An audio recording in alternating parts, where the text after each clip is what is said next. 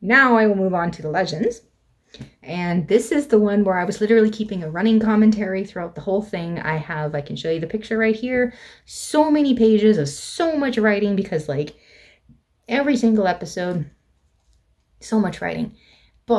And I pared it down to comments, just a few comments, the main ones that I had on each episode. And I was going to do an entire video including all of that. And then I'm like, it's so hard to do that. I haven't figured out how to do that right. So I pared it down even more so that I could couple it in with a bunch of other stuff.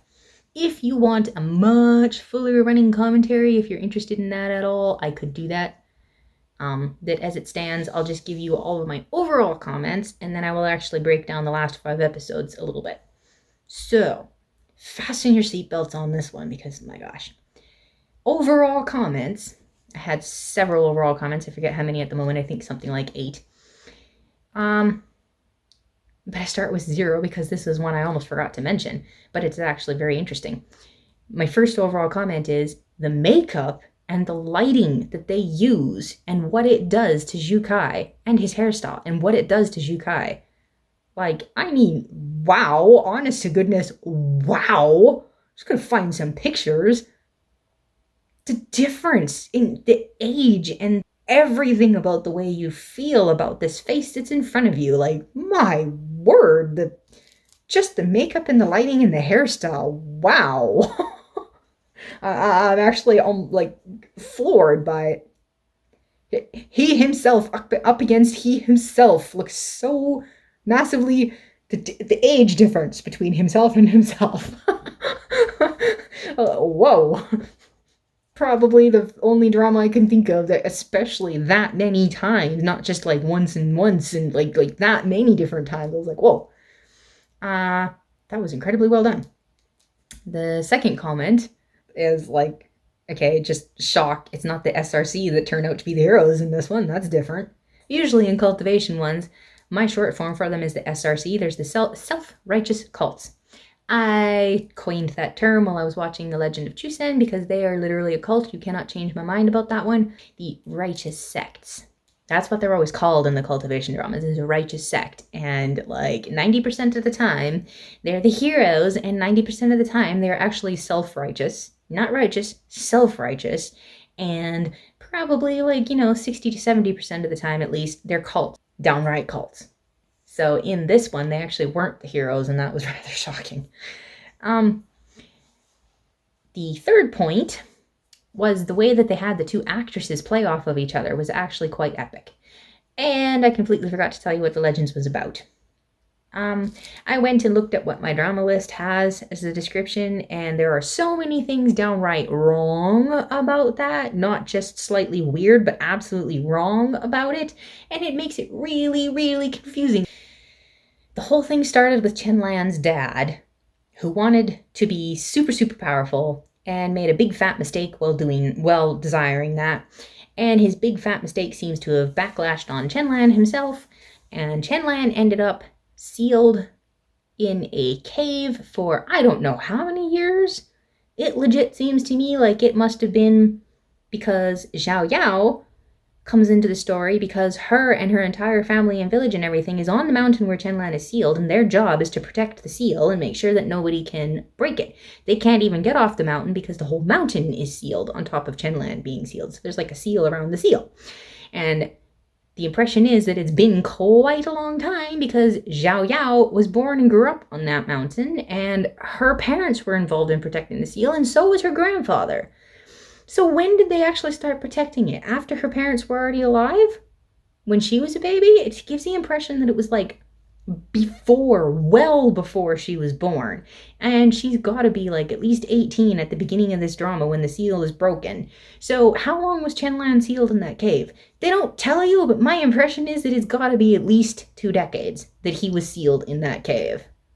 So Chenlan was literally sealed in the cave for 2 decades, and he was unconscious the whole time. He was like asleep or just unconscious. He was not with it, aware of anything at all. So he just goes to sleep and wakes up like over a decade later and gets pushed into everything he gets pushed into. And it's like, so regularly dramas do this where somebody is like so full of all these kind of like legit trauma, and regularly half of it ends up somehow being their fault, and somehow like skimmed over, skimmed past, brushed under the carpet, while other people who have some legit trauma, but largely stuff they brought on themselves, and somehow that's more important and more sympathetic worthy. And anyway, I'm rambling again. So the point is that Chenlan gets unsealed, but it's like, there's one character, I called him GD because they called him the gold deity because supposedly he was a deity. Don't get me into it. I called him GD, I forget what his name is, so I called him GD for short. GD came to kill Chenlan because of who Chenlan's father was, not because of anything that Chenlan himself did. It was because of who his father was, and because we assume that he's going to be just as bad as his father one day. Would you people stop? They assume that he's going to be as bad as his father one day, so they're putting their foot down and stopping it now. So GD came to kill Chenlan and accidentally unsealed him instead. In the process, he got hurt. Xiao Yao found him. Xiao Yao saved his life. GD leaves the mountain. Xiao Yao now wants to leave the mountain because she wants to go and experience the world that GD showed her and like be a good person and all the rest of this stuff. So she trains and gets off the mountain. Problem is, as soon as she gets off the mountain, she finds out that she stumbles upon the SRC trying to kill Chenlan, and she's like, what the fudge, did he even do anything to deserve this? And they're like, well, no, not yet. And she's like, well, then stop it. So she saves him, which makes all the SRC mad at her. She escapes with Chenlan. She went back because she was trying to find GD because she thought GD didn't know any of this and wouldn't support this, when in actuality he was the one that started all of this and was like pushing it.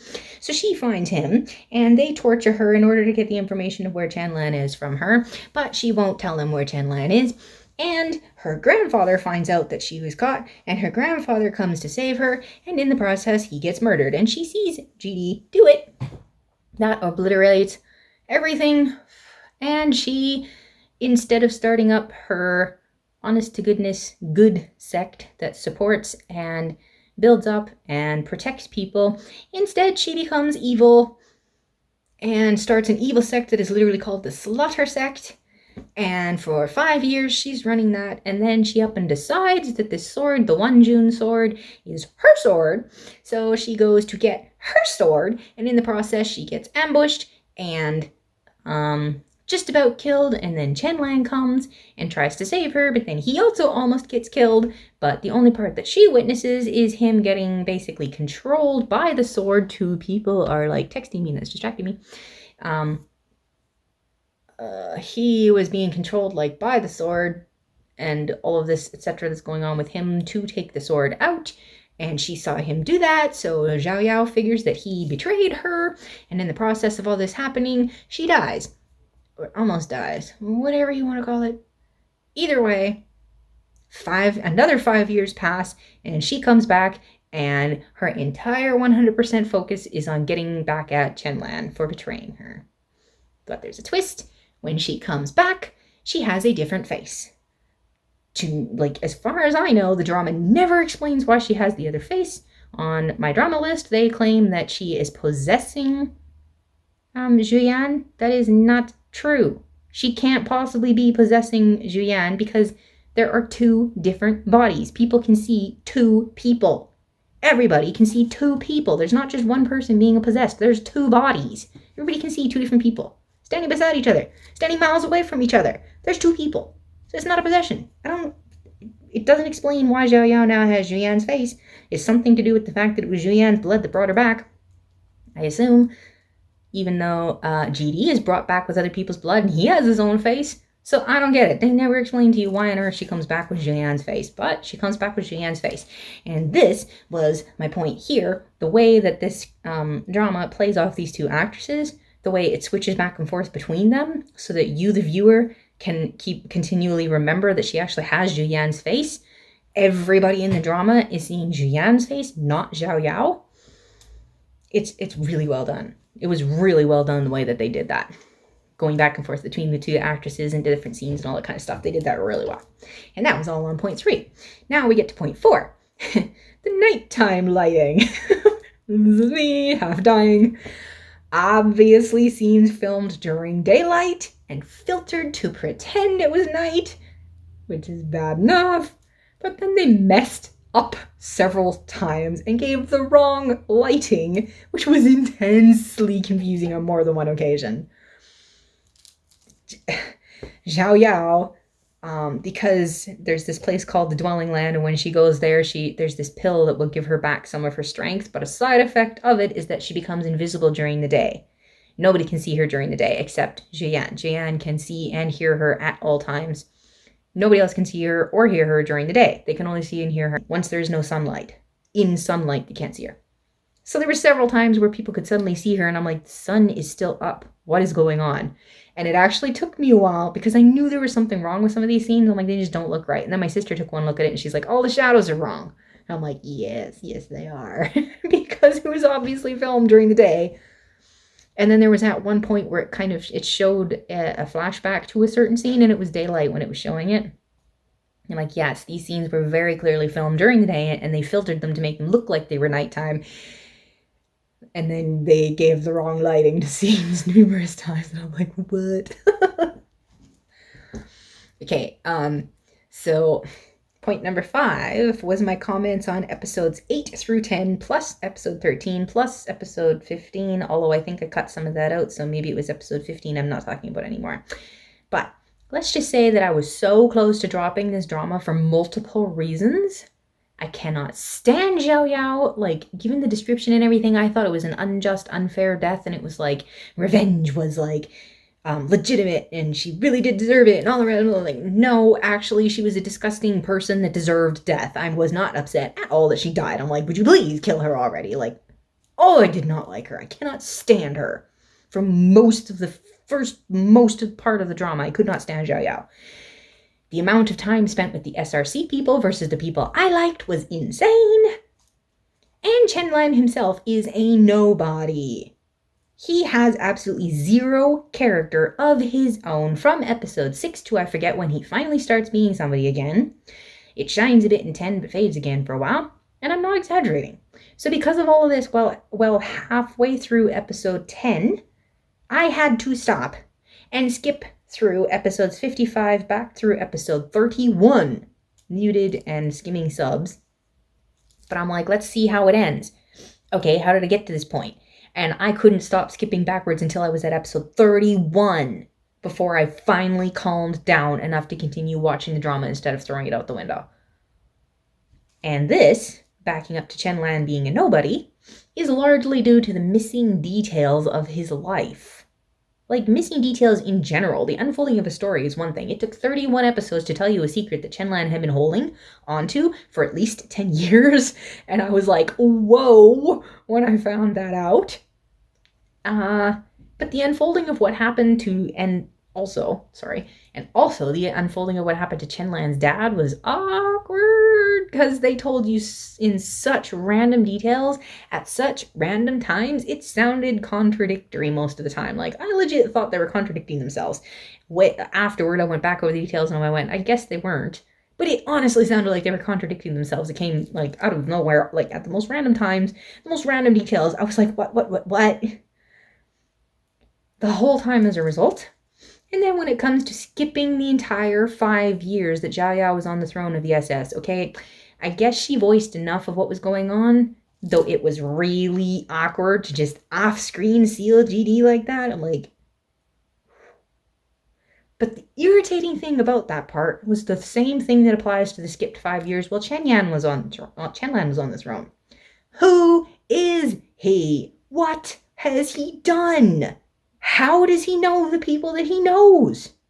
It takes such a long time for us to technically know Chen Lan, his character plus the relationship ties, with absolutely anybody. It takes so long because they keep telling you about him very, very slowly without giving you anything to actually hang your hat on in terms of seeing it for yourself. And everything they tell you is almost moot because they screwed up all kinds of things with Xiao Yao and the SRC so that even, like, are they even using the same dictionary as me here? Like, it's all just horrible. The story would have dragged if they had showed me so much more of the 10 years, but it definitely needed something else. Because, like, when I say Chenlan was a nobody, that's what I mean.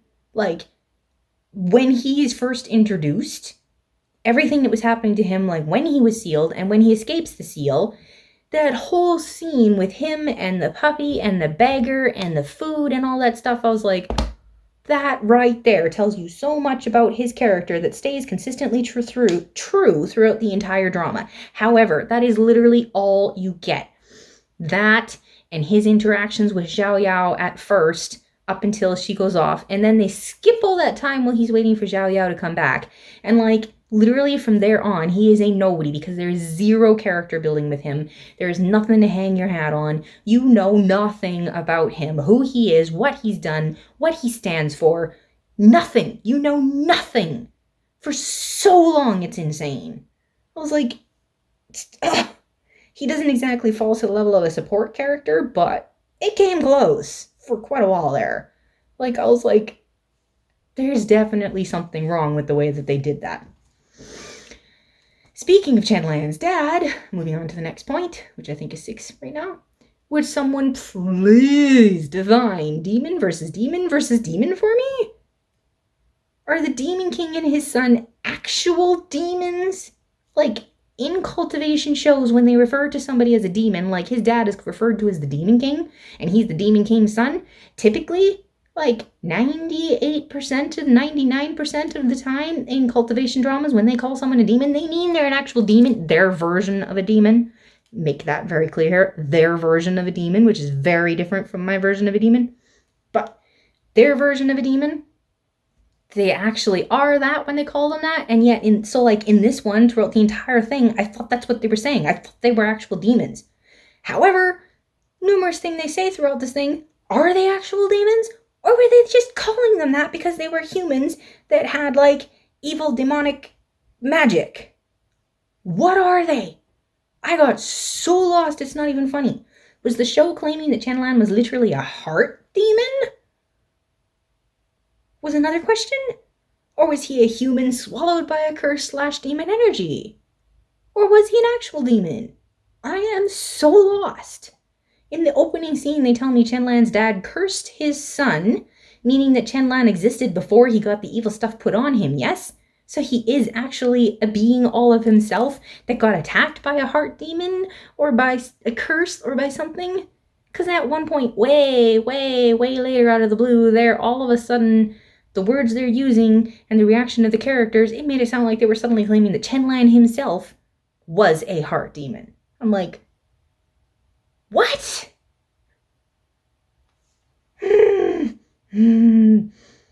Was there any more? No matter how hard I try to figure it out, this is like, it's a tangled mess of tightly tied knots that got worse and worse the further the drama went in terms of chaotic confusion. Somebody please explain this to me. Please, I'm begging you, because I am so confused. Even after going over all of my notes and everything, I am so confused. 7, there are too many characters in this drama. Kinda needed a big cast, but in the end there are so many people not moving the story along at all, and they are therefore stagnating or moving the story backwards instead, and it's really irksome. Like, really irksome. I ended up skipping a lot of stuff because I'm like, this is so unnecessary, it isn't even funny. Point number 8. That montage of Chenlan and the chains and the dragon was really cool. However, once they show it, I should go back and count. I really should go back and count. I really should go back and count, because once they show it, they show the entire thing over and over and over and over again so many times. I got entirely sick of it. Like, I have no words to describe how sick of that scene I was. They showed it so many times in the entirety. And also the flashback to the wedding between GD and SR. We saw that way too many times, because SR kept flashing back to it and Xiao Yao kept flashing back to it. And I'm like, and a third thing we saw way too many times was the flashbacks to Qin sitting in front of Xiao Yao's body frozen in ice. That one was slightly different because they slightly changed it every time they flashed back to it, but they seriously went back to it too many times. Number 9.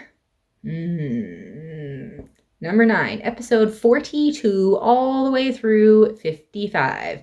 My biggest issue with this drama, the one thing that single-handedly ends up utterly destroying the whole thing. Also something I was not expecting because, like I say, I skipped backwards through all of this stuff. And I thought by the time I reached 41 that I was to the safe point. I thought I knew enough of what was coming that I was safe and I could enjoy the rest of this drama. Boy, was I ever entirely wrong. Oh my word. At the beginning, it was Zhao Yao that said more than once, "Just wait and see, Chen Lan, wait and see what happens." Every time he went easy on someone. Back then, she was wrong and Chen Lan was right. Those people didn't deserve to die. Zhao Yao was being ridiculously extreme. But also keep in mind, Chen Lan didn't do nothing. He disciplined people. He simply didn't kill them at the drop of a hat. That was why he was right and she was wrong. However, along comes Jiang Wu. And by this point, Zhao Yao has changed enough, you would think that she'd probably be balanced. But no. She actually swung all the way in the other direction by not only not killing him, since he saved her life, so, but worse than that, because you think that's the worst it gets, not only does Zhao Yao never do anything to stop or punish Jiang Wu for his actions herself, which is already disgustingly wrong, she prevents others from stopping or punishing him as well, which is even more absolutely wrong on top of absolutely wrong and utterly insane. And then she takes it even further. You think it got as worse as it could get? No, it got worse. And then you think it can't possibly get worse? And no, it got even worse. How? Jiang Wu was already a mass murderer before this, but after he gives his physical heart to save her life, he supposedly did it because he loved her. In actuality, it was so conditional that when she was willing to give him 19 out of 20 things in thanks, already a condition that would not have been there if he actually loved her, because she wouldn't give him that 1 out of 20, he literally throws a temper tantrum by first harassing and tormenting everybody in SS for how many days. He steals a kiss from Zhao Yao, and he almost kills Chen Lan. But then he takes it even further by killing countless more SS people, not just harassing them, but actually downright slaughtering them all. And he seals Chen Lan, which is what leads to him losing almost all control to that dragon thing. And what is Zhao Yao's response? She cries when he dies, and she seeks revenge for his unjust death. His unjust death? What the bloody bleep, Zhao Yao? What the bloody bleep? And now for a comparison to show you how bad this is and why it utterly destroys this drama. Jiang Wu showed zero remorse for anything he did throughout this entire drama, and worse, he escalated and continued to make things worse. He took pride in the evil, vile things that he did. He believed he was owed all kinds of things he was not owed, and throughout all of this, he continues to claim that he loves Zhao Yao, when literally everything, including giving her his physical heart, was 100% conditional, which is 100% not love, and was, the further it went, not just an obsession, which is not love, but an actual possession, which is not love.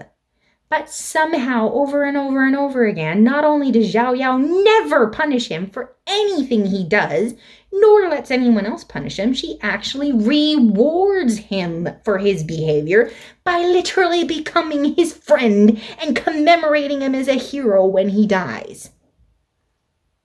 Chen Lan, on the other hand, is someone that from the start to finish has no confidence in himself or the worth of his own life. And partly due to that, partly due to his pure love for Zhao Yao, he pours everything he has into building and protecting Zhao Yao's dream.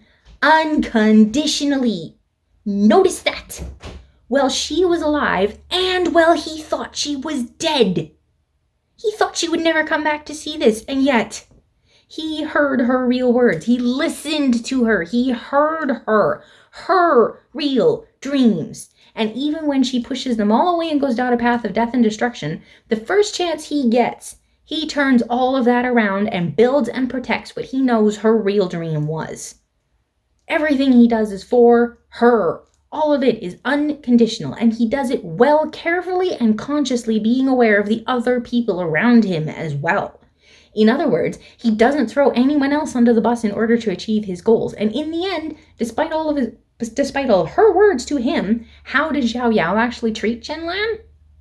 After finally waking up out of her self-centered, biased little bubbles, because why did I hate Zhao Yao so much?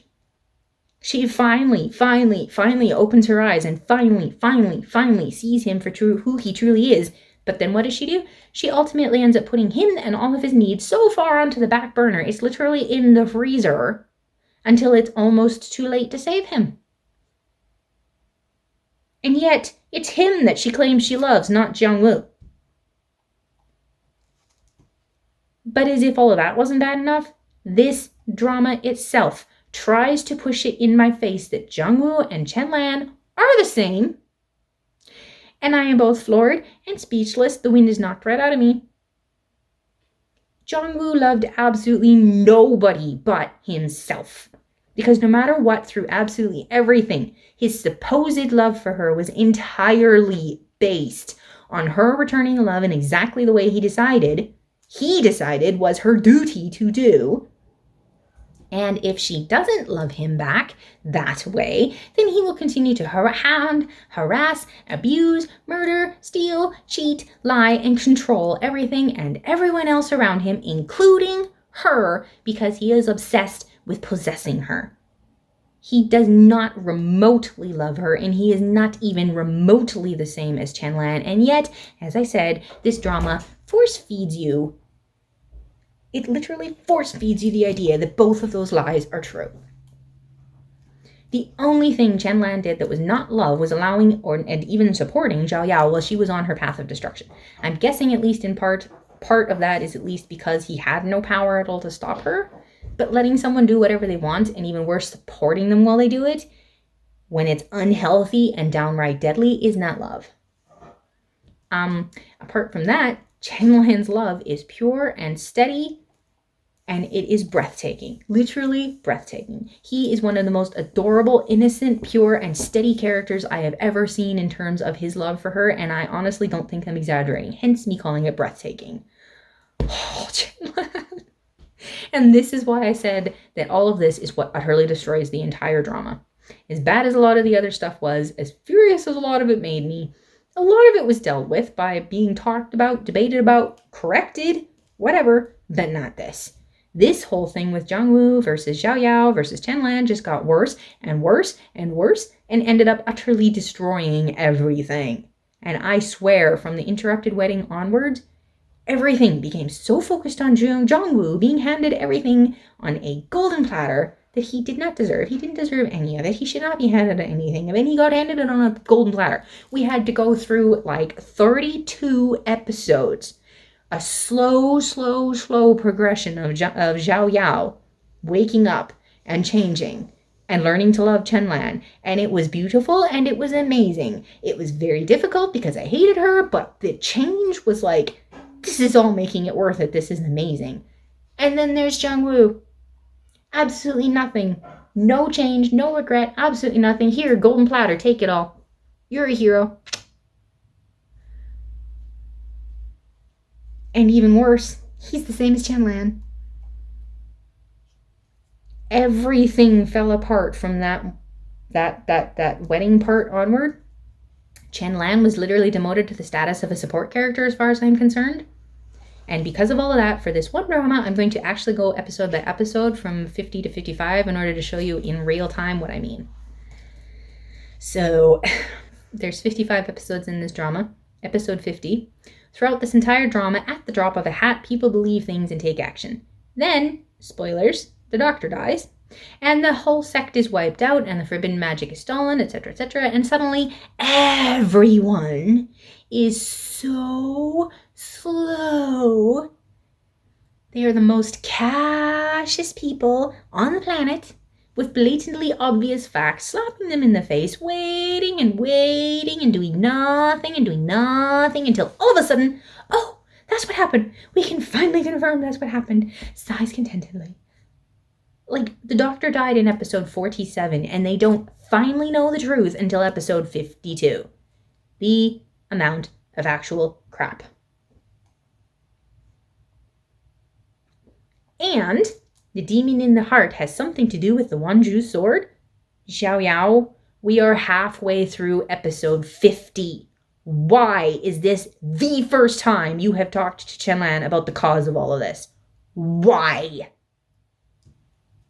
And then the quote that I wanted to slap Xiao Yao's head right off her shoulders for is when she goes, Chenlan, stop remembering my hatred for me. I don't live to kill GD.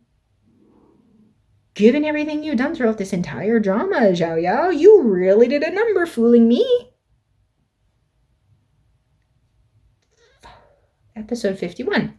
Everything with the guy in the dwelling land. Just absolutely everything. Literally the only point in suddenly telling us who this guy actually was so that he could speak up for Lin's life.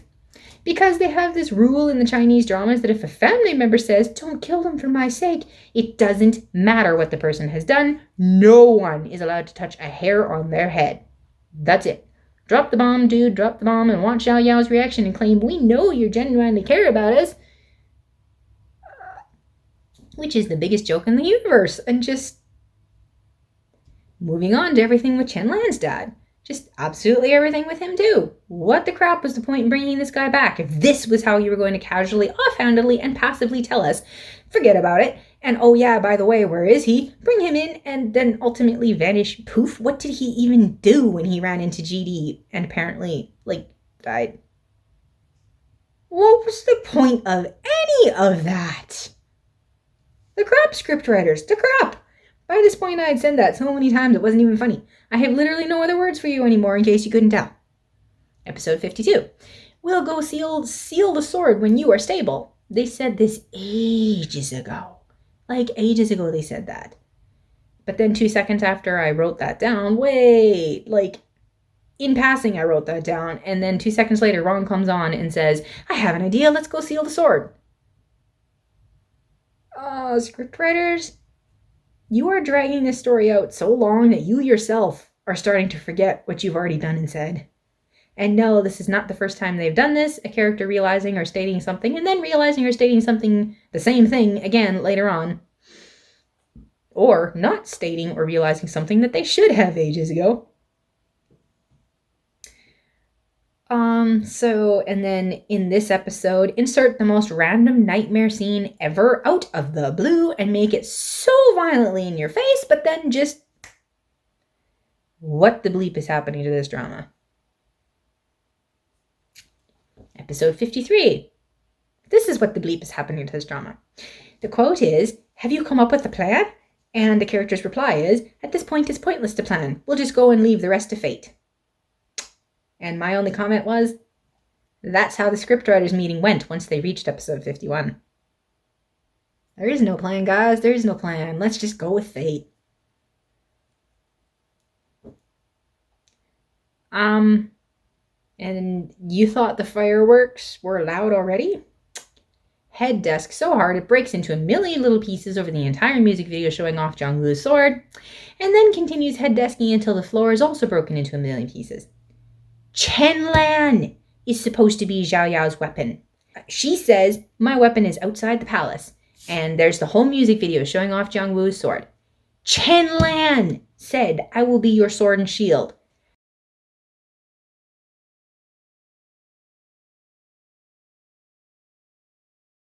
How dare you replace Chenlan with Jongwoo? How dare you? That is a scriptwriter's doing. That is Xiao Yao. They literally, you can't take that any other way. They literally replaced Chenlan with Zhang. Golden platter of everything he did not deserve. He should not have been given. There is no justification for this, and yet the show tried to justify it by claiming that he's the same as Chenlan. And we went over that. Here you go. I'm vibrating so hard. And then within this episode, I just had to say, why is literally every couple in this drama apart from Chenlan and Zhao Yao? And after the last few episodes and what they just pulled with the sword, I have doubts about that too. Why is every single couple getting thoroughly destroyed? Literally every single couple in this drama, let's go down the list, every single one of them is utterly destroyed. What? Episode 54. And now we're suddenly back to the fight scene that came out of nowhere and vanished just as fast. And now it's back, and it was still all just a dream. Or more likely, one of those fights that was happening all within his heart, and somehow she was in there too, like these magical, mystical cultivation drama things, where they're just standing there doing absolutely nothing, but actually within their mind, they're having this big epic battle, and I'm like... So anyway, everything to do with Chenlan, like I said, stuck in the back, in the freezer somewhere, he becomes a support character. This is the way they handle everything to do with him. I don't know why they decided to do it this way, because that is the worst way you could possibly decide to do it. That whole fight between him and Zhao Yao, like that scene where she stabs him and stuff. But you almost couldn't enjoy it because they randomly threw the first half of the fight at you out of the blue over there. Like I said, somewhere later on, because it gets even worse. Who dropped the box of scenes for this drama and super glued it all together with like string glue, thinking that nobody would notice, and yet you can't see the scenes through the glue anymore?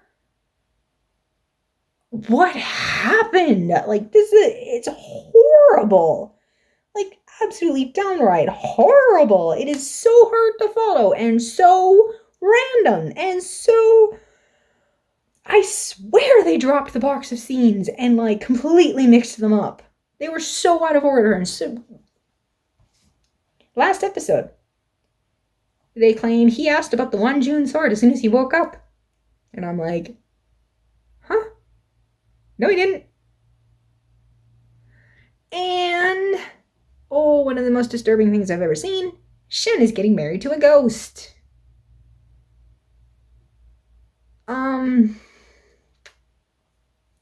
And then there was this whole, like, intensely messed up conversation here.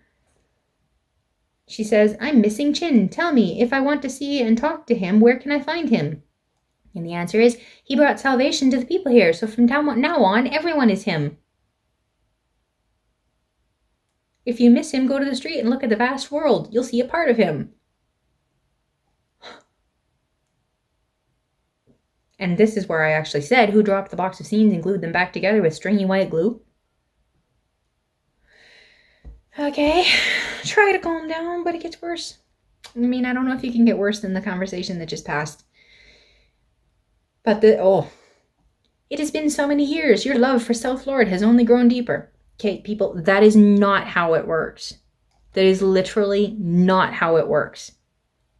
It is literally not how it works. You think that that's how it's going to work. You think that you love someone so much that your love for them will stay for the rest of your life and it will only grow and intensify and all the rest. That is not how it works. I have lost people. I know 2 people specifically who has lost a husband.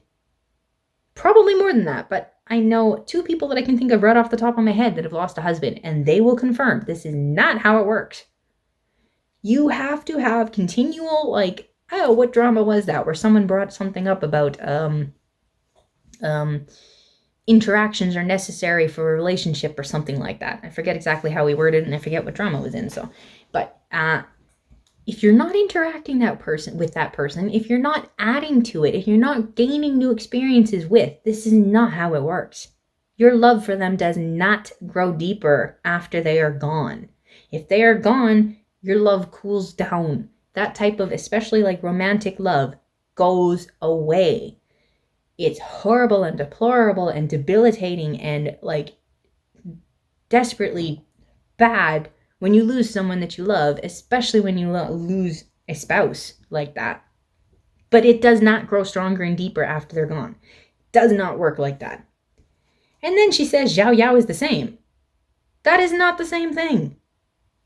The doctor is dead and gone and has been for years. Chen Lan is not dead. He's not gone. Kate, her love, in a way, no, it shouldn't be growing deeper because there again, if she's having no interactions with him, that's a little, but it's still not the same because he is alive. She has the hope and the expectation that he is coming back. She will see him again. It's not the same. And then she says, so many years have passed and she is still waiting. Yeah, because she knows he's coming back. The doctor is not coming back. The crap.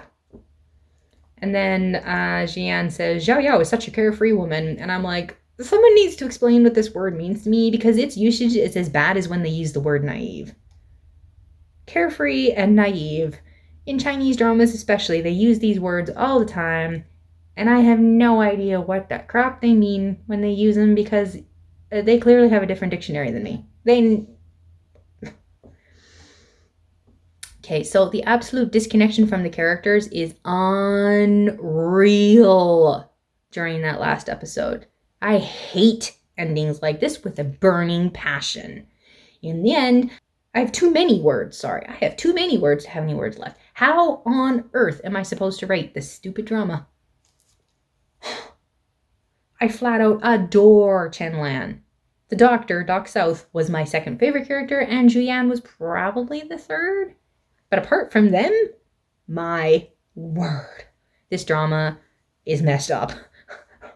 If you took Zhang Wu and their reaction to him in the Golden Platter and the replacement of Chen Yan and everything, if you took all of that out of this drama, Zhao Yao and Chen Lan, like I say, the growth of them and their relationship up until it literally got backburnered and there was literally nothing anymore.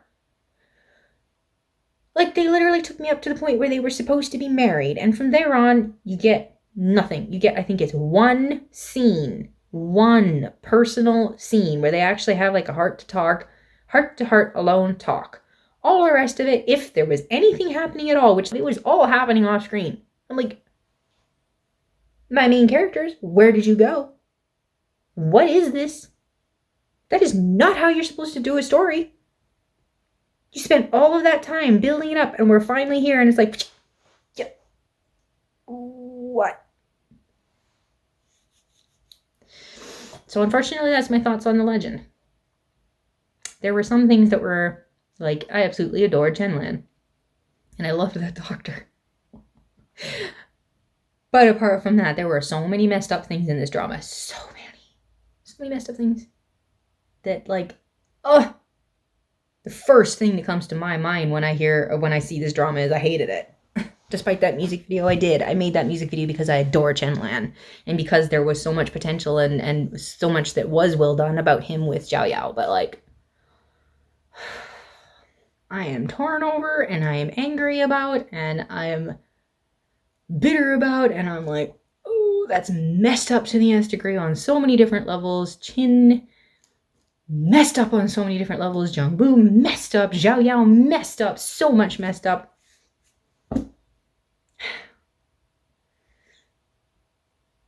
That's all for that then.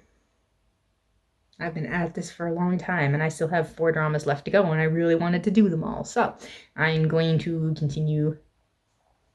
But that's it for that video. So thank you for watching if you watched that. I hope you enjoyed something out of that. I hope you learned something about some of that. I hope I was at least thought-provoking because that's my point with the legend. There are so many things in that drama that are just like dropped and you're expected to believe them and accept them and rejoice in them. And I'm like, that is so messed up.